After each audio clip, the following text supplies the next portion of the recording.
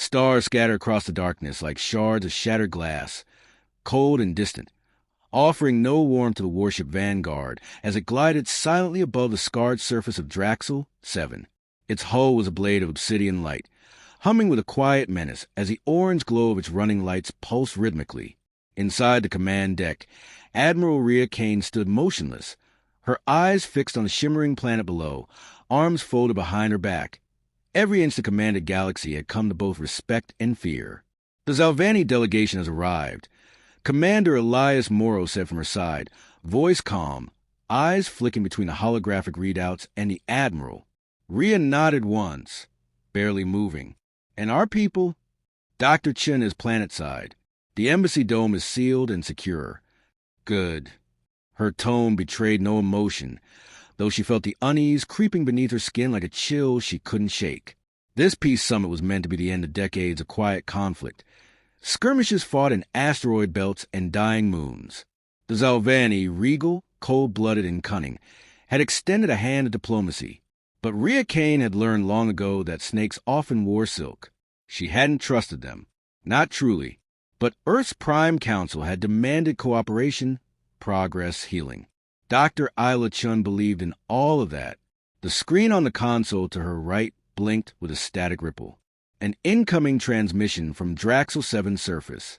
The image stabilized to reveal Isla's face, her expression composed, if a little pale under the harsh lighting of the alien embassy. We've initiated preliminary discussions, she said. They seem open. Rhea narrowed her eyes. Defined seem. Isla hesitated, glancing sideways. There's tension, formality cloaked in pleasantries, but no immediate threat. That's exactly when it happens, Rhea said. Keep your link open. If you get even a flicker of suspicion, you signal. I will. Isla's voice softened. You need to trust someone, Rhea. The transmission ended before she could reply. Trust, a word that had become foreign on her tongue. Less than an hour later, the Vanguard's internal alarms flared to life. Unidentified energy spike, coming from the surface, someone shouted. Rhea spun, heart slamming into her ribs. Get Isla back. Now! Before the command could be executed, the screen lit up again, this time with fire. The camera feed from Draxel 7 showed the embassy dome erupting into a storm of flame and smoke. A shockwave rippled outward, reducing the structure to molten ruin. Screams, cut short, filled the audio feed before it went dead.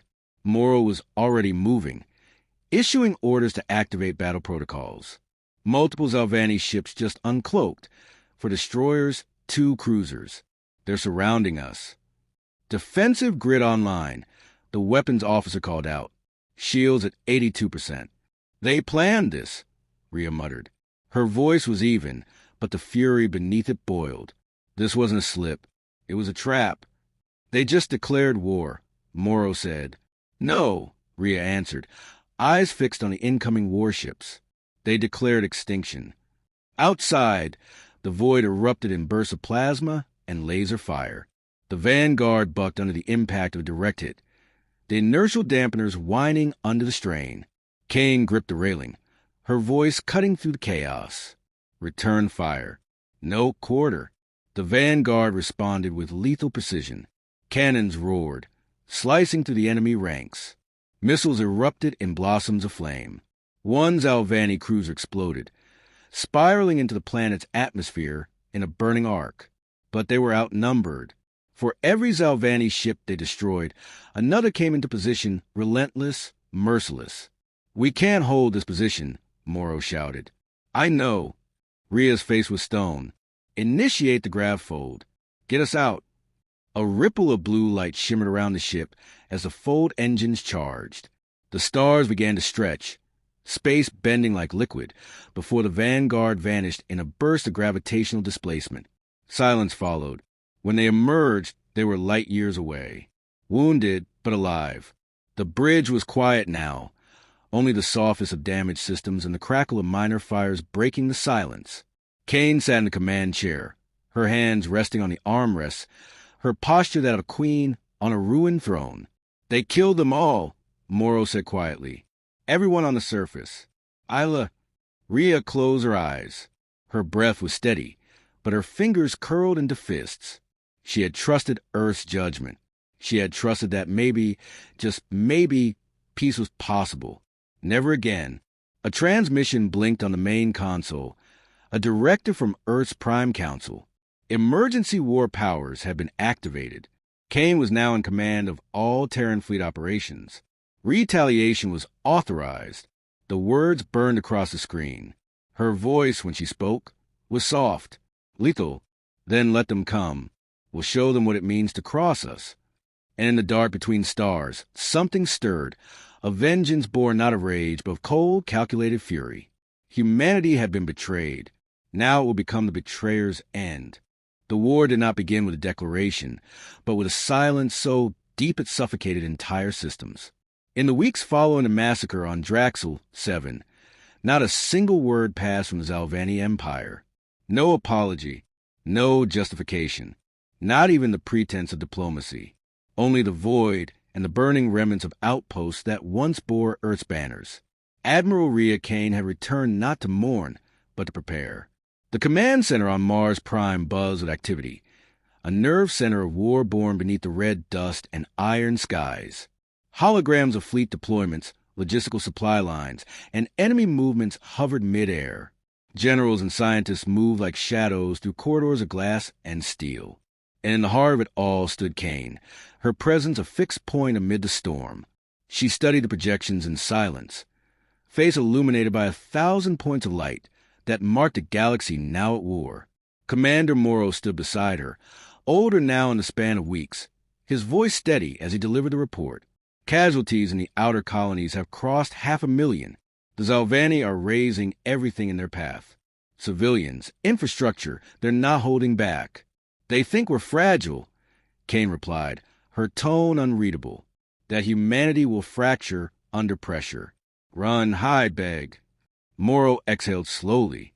We've lost 6 major installations. Earth's council wants to hit back hard. I don't answer to their wants, she said. Only the survival of our species. He didn't question her. No one did anymore. Behind them, the doors hissed open. Dr. Isla Chen's absence still haunted the room. Her voice silenced in the fire, but her legacy remained. In her place now stood Dr. Laurent Vey, head of the Vanguard Initiative's Weapons Research Division. His appearance was clinical, his expression a mask of restrained triumph. The package is ready, he said. Kane turned. Show me. He gestured, and the lights dimmed as a hologram rose into view. It was not a ship, but a fleet, angular, black as void, shaped with no concession to beauty. The Aegis-class autonomous dreadnoughts. Unmanned, unfeeling, controlled by a synthetic command intelligence developed in the deepest labs Earth had buried. They operate without human oversight, Vey explained. Linked through quantum entanglement. No delay, no hesitation. Every battle waged as one collective will. Casualties? Kane asked. He smiled faintly. Only theirs. The first deployment came swift. Code-named Operation Silent Fire. The autonomous fleet surged into contested territory, bypassing traditional supply routes, appearing where they weren't expected, then vanishing. Zalvani convoys vanished in the black. Their listening posts fell silent. Refineries, shipyards, weapons depots, all reduced to drifting slag. Word spread. The galaxy had never seen war like this. Precise, impersonal, relentless. The human fleet didn't fight for glory. It fought to erase. Rhea Kane remained aboard the Vanguard, now a mobile flagship for the Terran response. Her crew had changed, some promoted, others replaced by machines. But Morrow remained the one constant, the man who knew her silences better than her words. We've intercepted transmissions, he said one evening, his voice low. The Zalvani are afraid. They're pulling back from half their occupied zones. Their allies are beginning to question the alliance. Kane didn't smile. Fear is a beginning. That same night, the Vanguard led the assault on Virex for a fortified industrial moon deep within Zalvani territory. It had once been a neutral ground, home to millions of workers, traders, innocents. Now, it bristled with orbital cannons and fighter wings. There would be no neutral ground again. The battle unfolded in brutal silence. Human ships emerged from fold space like ghosts, weapons hot. The Zalvanni responded with swarming drones, defense platforms, and wave after wave of cruisers. But they were fighting against machines that never tired, never doubted, never feared. Rhea Kane stood on the command deck as her fleet carved a path through the enemy. Her orders minimal, precise. Target the power cores. Cripple, don't vaporize. You're sparing them? Morrow asked. I want them to see what comes next. On the moon's surface, Zalvanni survivors ran from the falling sky, looking up to see a new kind of war, one that didn't pause for surrender. The dreadnought circled above, raining precision fire, each strike pre-calculated, each explosion a message. Virex, for didn't fall. It was gutted. Hours later, a lone transmission was broadcast on the Vanguard, not to the Zalvanni, but to the galaxy. A single phrase, spoken in Rhea Kane's voice. They were warned. Then silence. That message echoed louder than any cannon blast. Systems far beyond the conflict began closing their borders to Zalvanni emissaries. Trade routes once shared with them were suddenly embargoed. Treaties long held began to unravel. Paper burned in the heat of survival. In the war rooms of their empire, Zalvanni leaders debated. Should they sue for peace? Should they retaliate harder? But nothing they said could cover the stench of fear. Is this who we are now? Morrow asked her one night, as they observed a world still smoldering from orbit, vengeful shadows with dead eyes. Kane didn't answer immediately. Her gaze was fixed on the smoke trails of retreating ships, the wreckage of a city once thriving. She wasn't blind to the cost, but she remembered the embassy. She remembered Isla's voice, her hope, her promise that diplomacy could end what weapons never could. Hope is what we were, Kane said quietly. Now we're the answer to betrayal. A low hum reverberated through the ship. New orders had come. A new target designated. The Vanguard turned, engines igniting with silent fury. This was no longer a war for retribution. It was a warning made flesh. And humanity would make sure no one misunderstood it. The stars were changing. Even in the farthest reaches of the galaxy, where light took centuries to travel and silence ruled with sovereign indifference, the name Vanguard echoed in whispers, not spoken aloud, never officially acknowledged, but carried in coded transmissions, in encrypted military chatter, in the haunted eyes of defectors. Where it passed, civilizations recalculated their loyalties. Borders redrew themselves not with treaties, but with dread. Yet amid the victory, cracks began to surface. The Vanguard was docked within the orbital cradle of Kepler Station, undergoing resupply after the scorched earth campaign that had broken the Zalvanni hold on the Lysian corridor. Rhea Kane stood alone in the observation deck, her reflection a ghost across the glass. Outside, the blue-white curve of a gas giant loomed, beautiful and terrible. She had not slept in 3 days. War gave no quarter to memory, but hers betrayed her with precision. Isla's face still rose in her mind. Soft voice, clear eyes, unwavering conviction. The fire had taken her, but her presence had never left. Rhea carried her like a wound that refused to close. The door slid open behind her. Morrow's footsteps were unmistakable. They're starting to ask questions, he said without preamble. Senators, scientists, even some fleet captains. They want to know when we stop. Kane didn't turn. When the Zalvanni stopped existing, he stepped closer, lowering his voice. They're on the edge, Rhea. Some are saying we've gone too far. She turned then, eyes sharp. Too far was when they turned a peace summit into a slaughter. Too far was watching Isla burn through a feed we couldn't shut off. This isn't about going too far. It's about making sure no one dares to cross humanity again. His silence was long, deliberate. He didn't agree, but he didn't argue. Not yet.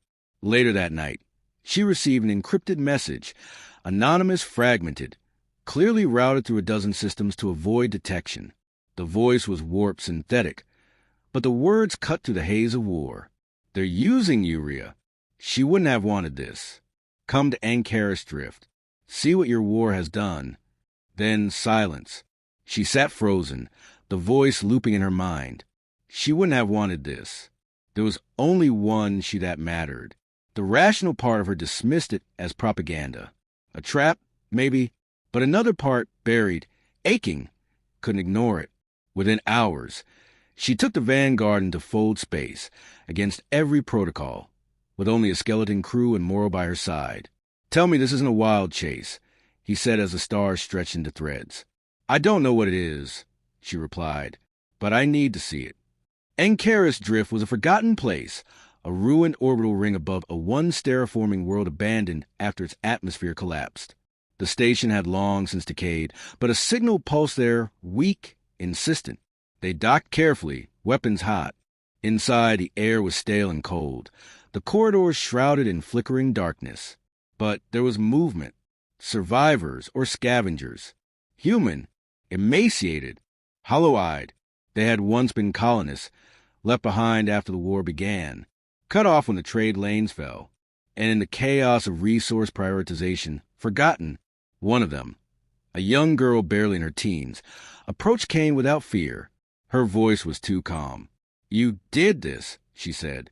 "You turned the war into a machine. It doesn't see us. It doesn't care who lives on the ground." Kane knelt slowly, studying her. Who sent the message? The girl led her deeper into the structure, past makeshift shelters, scavenged water systems, improvised air filters. And at the heart of the station, behind layers of shielding and encrypted firewalls, was what remained of Isla Chun. Not her body.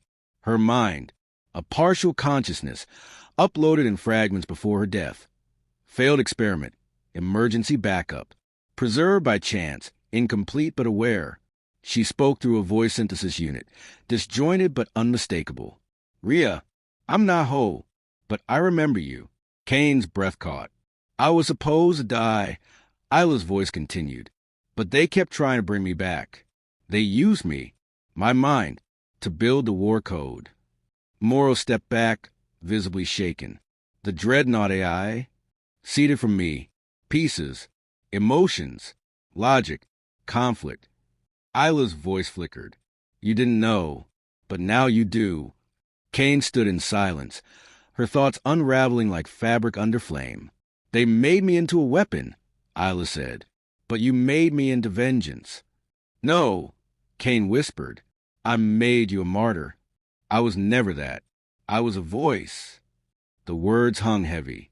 "You have to be that again, before there's nothing left but machines." There was no final goodbye. The consciousness flickered once, then shut down, exhausted or gone. Kane didn't ask which. On the journey back, she didn't speak. Morrow didn't press her. When the Vanguard emerged from fold space, the Earth Council was waiting.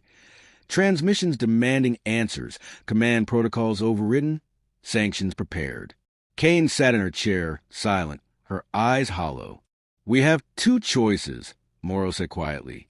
"Burn everything and become what they fear, or change course."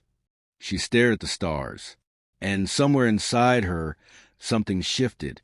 Not much, just enough to feel the weight of her decisions. She gave the order not to fire. For the first time in months, the Vanguard stood still, and the galaxy, watching, held its breath. The silence that followed was not peace. Across the stars, battlefields smoldered in uneasy quiet. Fleets that once moved like phantoms now idled in orbit, their weapons dormant, their crews suspended between action and aftermath. Humanity had paused, but the galaxy did not forget. The question wasn't whether the war would continue. It was whether Rhea Kane would choose to end it.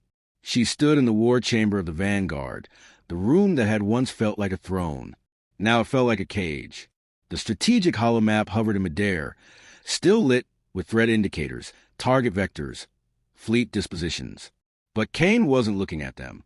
Her gaze drifted unfocused to the dark, pulsing center of it all, Earth. They had recalled her. She was to answer before the Prime Council, not just for her victories, but for what her victories had cost. There were whispers of tribunals, of succession, of demotion wrapped in ceremony. She didn't care. Morrow stood by the viewport, arms crossed, watching the flicker of a nearby star. The heat between them, once trust, now something quieter, remained unspoken. "Do you believe her?" he asked finally. Kane didn't answer at first. She was thinking not of Isla's fragment, but the girl on Ankaris Drift. The clear accusation in those two young eyes. I believe she was trying to remind me who I was. Kane said, "And who are you now?" The question lingered, unanswered. The journey to Earth was slower this time. No urgency. No fire at their heels. Just time. Time to think. Time to unravel the narrative Kane had wrapped around herself like armor. The Vanguard descended into Earth orbit under a defensive escort. They didn't fire. They didn't salute. They watched. She walked through the cold corridors of the capital. Not as a hero, not as a symbol, but as a problem no one knew how to solve. The council chamber was austere. High ceilings, polished marble, artificial gravity calibrated to the ancient norm. 13 counselors in a crescent arc. Behind them, screens pulsed with images from the war. Burning colonies, shattered ships, fields of wreckage that stretched for kilometers. "You are not here as a criminal," the High Chancellor began, "nor entirely as a commander. You are here to explain, to justify." Kane said nothing. "Your actions," another counselor continued, "have prevented the annihilation of our species, but they have also endangered the principles we claim to defend. There are colonies in ruins that were not hostile. There are systems that have severed ties with Earth, afraid of what we become." She lifted her eyes then, not defiant, not angry, just tired. "You sent me to survive," she said. "That's what I did." "Survival without morality is not survival," the Chancellor replied. Kane's voice remained steady. "You asked for morality, but you gave me war. I asked for time. I asked for Isla's voice to be heard. You gave me silence and a mandate to kill. So I did." Murmurs rippled through the chamber. "She's right," a new voice said. The chamber turned. A figure stepped into the light. Dr. Laurent Vey, the man behind the Aegis program. His expression was calm, almost bored. "But she only tells half the truth," he continued. "Yes, we authorize weapons. Yes, we asked her to fight. But she took it further. She took Isla Chen's legacy, one meant to guide, to protect, and weaponized it. She let her grief lead her. She was trying to stop the war," Kane said. "No, she was trying to punish the enemy." His words were knives. And Kane, though she didn't flinch, felt each one land. The council called a recess. Kane returned to her quarters without ceremony. Morrow was waiting. "They're going to offer you a choice," he said. "Step down quietly. Fade into obscurity. Or be remembered as the admiral who lost her soul." She poured herself a glass of water. "Maybe I did lose it. Then find it again." The words were simple, but something in them stuck. That night, alone, she accessed the sealed files, videos from the first wave of the Aegis campaign, footage she'd never watched. Villages burning under perfect orbital strikes. Screams cut short by precision bombs. No resistance. No weapons. Just people caught in a machine that didn't understand them.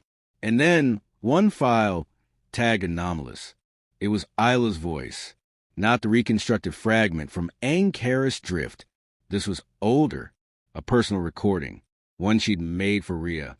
"If you're seeing this," she said, seated at her old lab desk, "then things have gone wrong. Maybe I'm gone. Maybe you're lost. But I want you to remember who you are." She looked up, eyes bright. "You once told me that you fight so others don't have to. That's who you are, Rhea. Not a hammer, a shield. Even when they break you down, even when they give you reasons to hate. Don't forget the girl who believed in stars." The message ended, and Rhea Kane sat in the darkness, hands trembling, her breath shallow. In the morning, she addressed the council once more. "I resign my military commission," she said. Gasps filled the room. Even Morrow looked stunned.